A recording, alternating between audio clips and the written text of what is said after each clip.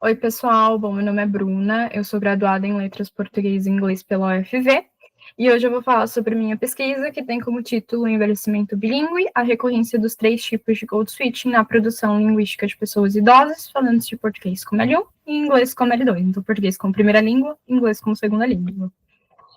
Para essa apresentação, eu separei ela em 6 momentos. Então, o primeiro, eu vou dar algumas informações gerais da pesquisa, depois eu faço sobre code switching, definições e tipos, vou falar sobre os objetivos e a justificativa da pesquisa, caracterização dos participantes e do corpus, e, por fim, possíveis resultados e conclusões.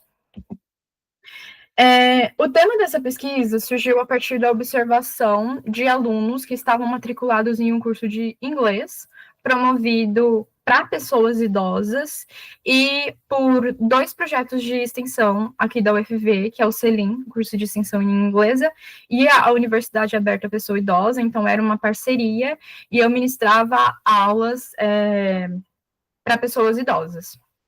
Então, no semestre passado, né, de março até junho, eu fiz essa observação, né, do comportamento linguístico desses alunos, e então surgiu o tema da pesquisa. Então, o trabalho está no campo da linguística e da aprendizagem de inglês como segunda língua. Com relação à definição e os tipos de code switching, eu trouxe para explicar uma citação de Fanny Moll sobre o conceito. Então, code switching refere-se a uma situação de comunicação oral que envolve o processo de troca de uma língua ou dialeto para outra língua ou dialeto. Então, quando o falante está em processo de aprendizagem de uma segunda ou terceira língua, e ele está se comunicando espontaneamente nessa língua, ele tende a trocar. Então, por exemplo, eu estou aprendendo inglês e estou me comunicando espontaneamente em inglês, porém, em alguns momentos, eu volto para o português ou para outra língua que eu tenha aprendido antes do inglês, por exemplo. Então, basicamente, o code switching é essa alternância de línguas no momento de comunicação espontânea. E aí existem 3 tipos de code switching. O text switching, que são basicamente marcadores, né? Então, por exemplo, estou falando inglês e aí eu falo I mean, you know, ok. Então, text switching, marcadores. Tem também o code switching intersentencial, que acontece entre frases. Então, eu falo uma frase em português e aí depois eu falo outra frase em inglês. Então, alternância em frases diferentes. E tem o intrasentencial, que é a alternância de línguas em uma mesma frase. Então, em uma mesma frase, eu uso português ou inglês. Então, nessa pesquisa, eu transcrevi as falas dos alunos e da professora, no caso a minha, durante as aulas, e fui analisando as recorrências de code switching e classificando elas em text switching, intersentencial e intrasentencial. Com relação aos objetivos da pesquisa, então, compreender o fenômeno do bilinguismo em pessoas idosas, discorrer sobre os conceitos de code switching e seus tipos, e quantificar, né, os tipos de code switching encontrados nas falas dos participantes para realizar implicações qualitativas a partir desses números. E aqui também está a justificativa da pesquisa, porque a gente consegue encontrar facilmente pesquisas sobre o bilinguismo na infância, por exemplo, ou pesquisas sobre o bilinguismo de surdos, então codas, né, filhos de pais surdos, por exemplo, mas há uma lacuna quando a gente está falando de bilinguismo em pessoas idosas. Então, aqui está a justificativa da pesquisa também.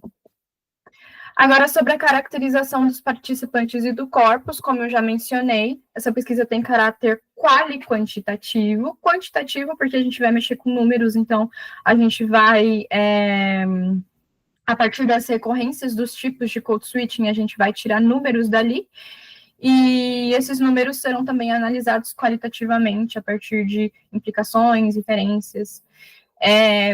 Os participantes, então, foram 8 alunos que participaram e produziram ativamente, né, durante as aulas de inglês. Então, foram os que mais produziam linguisticamente nas aulas.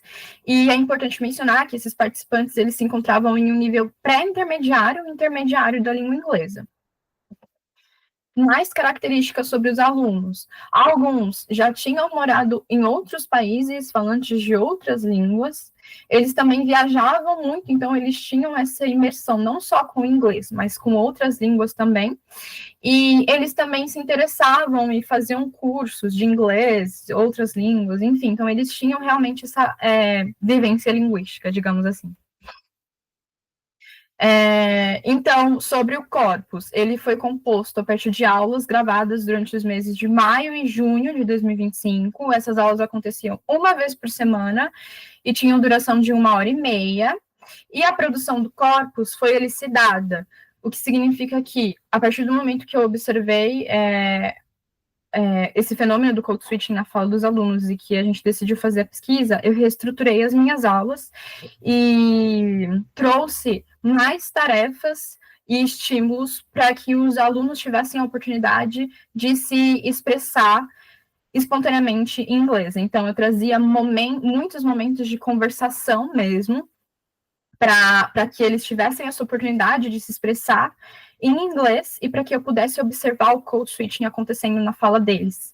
Então, de acordo aqui com Thornton sobre a produção elucidada de corpos, quer dizer que esse corpus foi produzido a partir de estímulos ou tarefas controladas, criadas pelo pesquisador, para provocar, elicitar o uso de certas estruturas ou fenômenos linguísticos, aqui no caso, code switching. Então, eu trouxe exemplos de 2 aulas para vocês observarem, né, como que esse corpus era elucidado. Então, a primeira aula era sobre música, então aqui tem as tarefas que a gente falou, que a gente fez nas aulas, né, então tinha um momento de conversação, um momento de reading e outras 2 atividades. E aí, esses momentos de conversação, eles tinham muitas perguntas pessoais mesmo, né, para que eles se sentissem instigados em conversar e enfim. Então, por exemplo, what songs make you want to dance? What was a popular dance when you were young? Então, pesquisas pessoais mesmo. Aqui tem outro exemplo de aula. Essa daqui foi sobre fruit. A conversation about food, talking about food now and then, discussion about this video. Então, esses foram as tarefinhas que eles fizeram nessa aula.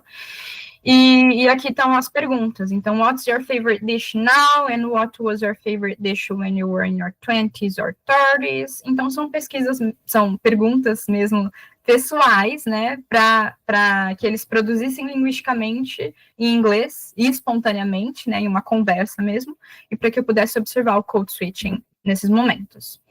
Então, vai ser feita a transcrição das falas desses alunos e da professora nesse programa, que é o ELAN, The Language Archive.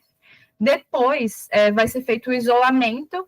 Então, cada aluno e a professora vai ter um documento separado com as transcrições, né, de cada participante, para que assim eu possa analisar as recorrências de code switching e classificar, para ver ali, né, qual tipo de code switching foi o mais utilizado pelos alunos, qual foi o mais utilizado pela professora, e tirar ali as inferências, né, e fazer a análise qualitativa desses dados. Então, a pesquisa ainda está em andamento, mas eu trouxe possíveis resultados.